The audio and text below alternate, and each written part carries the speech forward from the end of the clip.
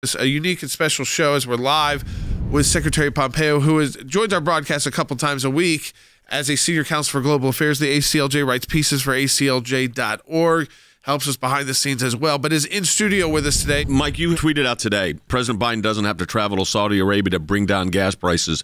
Instead, he should travel to places like Midland, Texas. The American energy industry can pump just as much oil, and this will make America independent, not dependent. And we were independent a couple of years ago. What do you think's going on? I mean, I can't imagine, begging the Saudis for more oil production. It's got to be, with everything you worked on, this has got to feel like we're taking 14 steps backwards here. Well, it's remarkable. I hear the president go out. He talks about Putin's tax or Putin's inflation. No, Mr. President, you own every bit of this. These are policy decisions that they made. Day one, they closed down the Keystone Pipeline. They make it very clear that if you invest in fossil fuels, you will be penalized. Send out a letter the last few days, now begging these same companies that they threatened to put a windfall profits tax on, threatening them.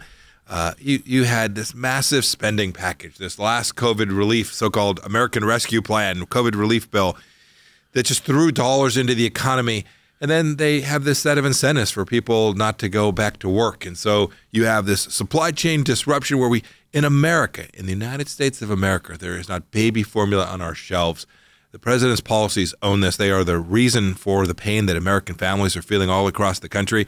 They can fix them, but it doesn't appear to me they have any interest in doing so. They just claimed that inflation is higher in every other country in the world, and it's just not true. Inflation is up in the rest of the world, but we're at the highest point, Secretary Pompeo. We are, unfortunately, the leader when it comes to inflation, but I also think it's because, of course, inflation's up in other parts of the world, because if it's up in the U.S., we have a big effect on the world. It's absolutely true. U.S. policy is followed by so many countries in the world, how we think about our own interest rates, how we think about our own economy. We're the driving force at the Paris Climate Accords and the follow-on meetings as well, right? These things all have huge implications. If you're a ordinary family in Minnesota or Texas or wherever it may be, you are feeling higher prices in everything you buy, from the cereal you buy for your kid to the gasoline to drive your kids to soccer games. Those are all now so much more expensive for you, and people will stop, and we're likely to get in a recession that will have an even bigger impact on people all across the country.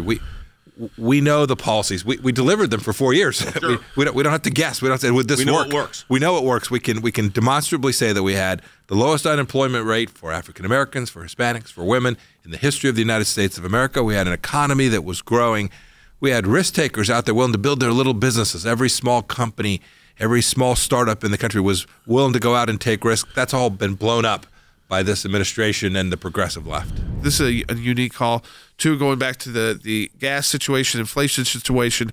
Pamela in Texas, online for a state where it should not have the real problems with gas and prices. But Pamela, thanks for calling in. You're on the air.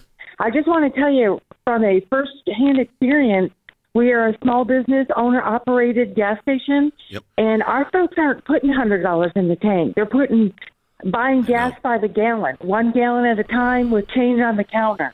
And it's real. People are really hurting. And it's heartbreaking because you see your customers every day and they're putting in a gallon at a time like you would when you cut your lawn. Yep. And this is how they're fueling their cars. One day, every day they come with change because whatever they could scrounge up. Yep. And you're like, you're making the eye contact with these folks because you know them. Pam, I know it's really, really tough. These are real. This is great that you're here today because you're going all over the country. These people this is the real people. This is America. This is what we're dealing with right now.